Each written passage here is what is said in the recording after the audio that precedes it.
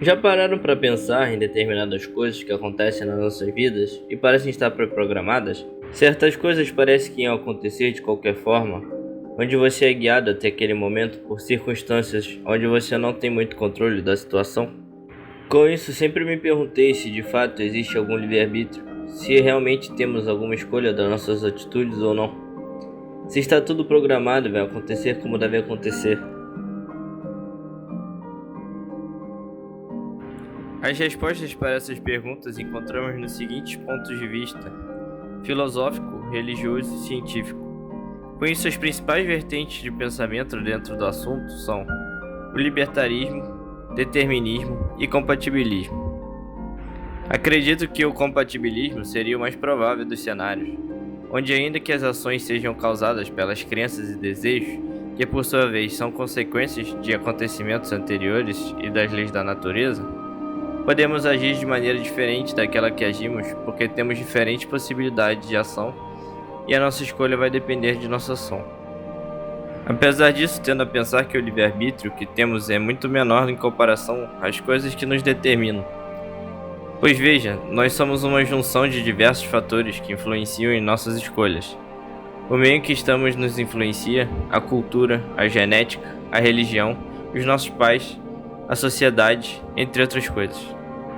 Nossas decisões, maneiras de pensar e atitudes são uma mistura dentre tudo isso. Muitas coisas nos influenciam até determinada escolha, então pode-se dizer que no sentido literal, não é uma escolha completamente livre. Essa escolha é muito carregada de influências que te formaram como indivíduo e de elementos externos que você não teve controle. Mas ao mesmo tempo acreditar que existia uma escolha completamente livre de influências seria uma burrice combater a ideia de livre-arbítrio com isso. Até porque não precisamos que a escolha seja absolutamente livre de influências para que ela seja de fato livre. Obviamente eu não fui a primeira pessoa a pensar nisso.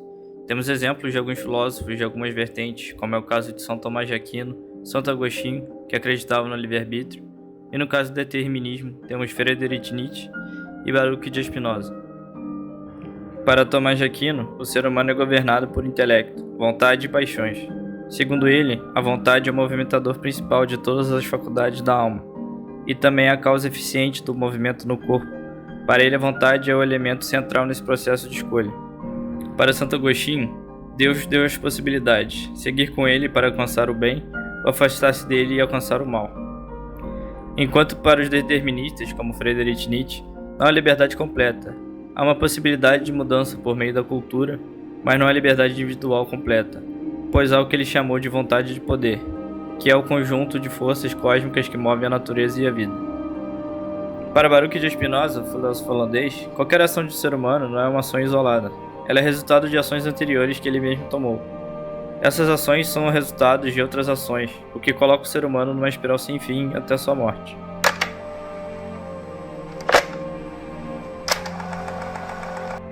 Na Antiguidade Clássica também temos manifestações desse pensamento. Na Grécia Antiga, temos o determinismo representado na tragédia grega, um gênero de peça teatral. Na mitologia grega, também temos as Moiras. Eram três irmãs que determinavam o destino, tanto dos deuses quanto dos seres humanos. Eram três mulheres fúnebres, responsáveis por fabricar, tecer e cortar aquilo que seria o fio da vida de todos os indivíduos. Durante o trabalho, as Moiras fazem uso da roda da fortuna, que é o tear utilizado para tecer os fios. As voltas da roda posicionam o fio do indivíduo em sua parte mais privilegiada, o topo, ou em sua parte menos desejada, o fundo, explicando-se assim os períodos de boa ou má sorte de todos. O rei e a rainha de Tebas têm um filho chamado Édipo, e levam ele até o oráculo de Delfos para saber o seu futuro. Lá o oráculo profetiza que o Édipo mataria o pai e se casaria com a mãe, e assim causando a ruína da família real. Então eles, com medo disso acontecer, deixam o bebê com um servo para que ele levasse com as mãos e os pés amarrados até uma montanha e deixasse ele ali, para ser comido pelos lobos. O servo então, com pena do bebê, leva ele para um comerciante que estava a caminho de Corinto. Ao chegarem lá, Édipo é adotado pelo rei Políbo e a rainha Mérope de Corinto, pois a rainha tinha acabado de perder o seu bebê, dando à luz a ele já morto. Anos mais tarde, já adulto, Édipo procurou o oráculo de Delfos para saber a respeito do futuro, O oráculo repetiu a profecia, e sem conhecer a sua verdadeira filiação, Édipo acreditou que estava destinado a assassinar Políbo e se casar com Mérope. Procurando evitar o seu destino, Édipo deixou Corinto e partiu em direção a Tebas. No caminho ele acaba encontrando seu pai, o rei de Tebas, onde seus soldados ordenam que Édipo saia do caminho e dê espaço para o seu mestre passar. Édipo, achando que eram saqueadores, não obedece e mata todos, incluindo seu pai, menos um homem que ele deixa escapar, cujo qual, ao chegar em Tebas primeiro que Édipo, anuncia a todos que o rei havia sido assassinado. Édipo, ao chegar em Tebas, soube que o rei havia sido morto e que uma efígie atacava a cidade. Isso iria parar se alguém acertasse seu enigma. Então a efígie disse o seguinte enigma para Édipo: qual é o animal que anda de manhã com 4 pés, à tarde com 2 e à noite com 3? Então Édipo pensou e respondeu o enigma: o ser humano. Ele engatinha quando criança, caminha quando adulto e precisa de uma bengala assim que envelhece. A sua resposta derrotou a efígie, que envergonhada saltou para sua morte de um precipício. Por Édipo ter conseguido tal feito de salvar a cidade, foi-lhe concedido o direito de se casar com a rainha viúva e virar rei da cidade. Anos mais tarde, para acabar com uma praga em Tebas, Édipo procurou investigar quem havia assassinado o rei, e acabou descobrindo, por intermédio do adivinho chamado Teresias, que ele mesmo era o responsável. Jocasta, sua mãe, ao perceber que havia se casado com o próprio filho, se enforcou. Em desespero, Édipo cegou a si mesmo com 2 alfinetes do vestido da mãe, afirmando ter sido cego por não reconhecer o verdadeiro presságio anunciado pelo oráculo.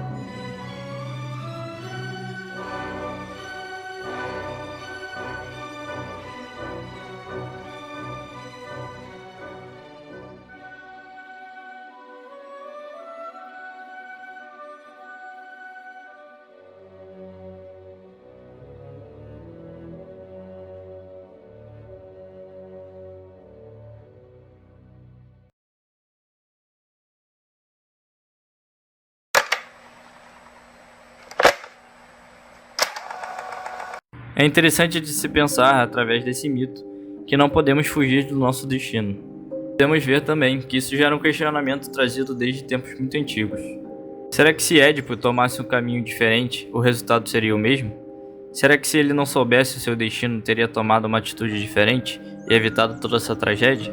Ou todos os caminhos levariam ele ao mesmo local?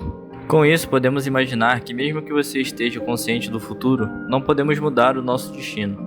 Por mais que tentemos evitar os acontecimentos futuros, todos os caminhos irão te levar ao mesmo destino. Tendo a pensar que por conta de alguns acontecimentos vividos, talvez estejamos em um mundo mais determinista do que de livres escolhas. Trazendo essa história mais próximo da realidade, podemos verificar essas situações no nosso dia a dia.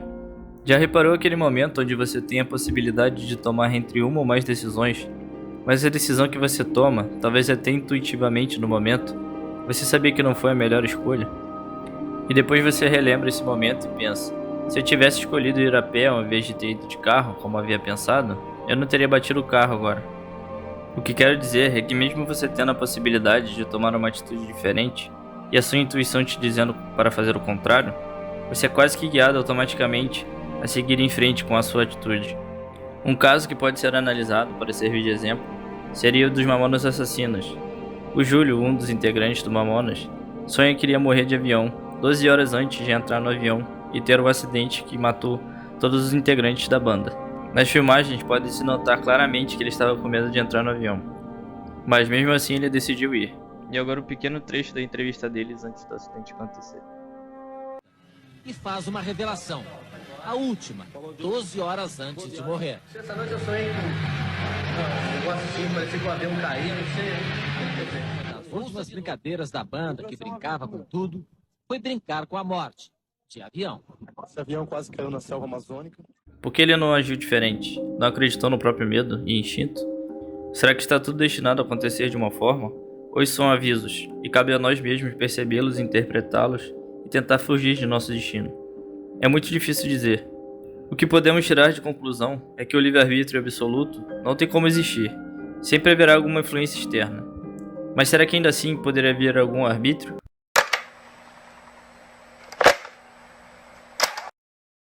Durante a ceia, Jesus diz que um deles iria o trair. Quando Judas traz Jesus, Jesus já sabia da traição de Judas. Mesmo assim, Judas, sabendo que Jesus sabia de sua traição, não agiu diferente. Mesmo ciente do destino dele por trair o Filho de Deus, ele não agiu diferente. Ele realmente tomou essa decisão? Ele teve livre-arbítrio? Ou em todos os cenários ele sempre tomaria a mesma escolha? Pensando no entendimento da Igreja Católica, a onisciência de Deus não anula o livre-arbítrio. É como se Deus soubesse todas as direções que você pode seguir. Mas ele não te deu essa vontade para tomar essa atitude. Você tomou ela por vontade própria. No caso de Judas, mesmo sabendo das consequências, ele escolheu tomar a decisão errada. Para concluir a visão da igreja, a sua decisão só é imutável da perspectiva da eternidade, onde há simultaneidade dos eventos. Então há uma separação do plano de observação presente para a observação da perspectiva da eternidade.